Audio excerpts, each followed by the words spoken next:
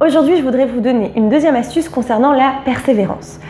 On l'a vu dans la première vidéo, la persévérance est un atout majeur pour m'aider à grandir, à me développer et à réussir dans le domaine que j'ai choisi. Alors, comment travailler cette persévérance?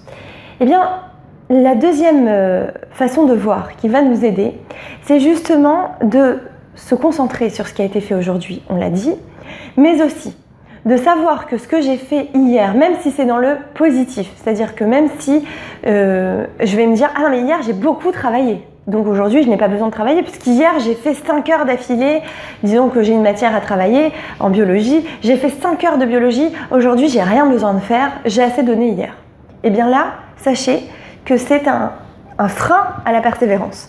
Ce sont exactement ce qui va, ce genre de façon de penser va m'empêcher de faire aujourd'hui.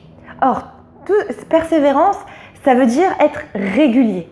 Or, tout ce qui va m'empêcher d'être régulier est un frein à ma capacité de persévérer.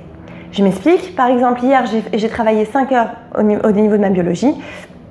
Eh bien, aujourd'hui, je dois au moins travailler 1 heure. Si je travaille beaucoup un jour et rien du tout le lendemain, eh bien, ce que j'ai fait hier va plus beaucoup compter les jours d'après. Puisque souvent, je vais me reposer sur mes acquis. Et c'est là que je vais m'oublier et moins travailler. Or, ceux qui sont persévérants ont justement bien compris cette notion. C'est de ne jamais s'arrêter. Même si c'est pour travailler moins, eh bien, c'est pour mieux travailler. Travailler peu, en qualité, mais tous les jours, nous apportera beaucoup plus que travailler beaucoup, mais seulement par période.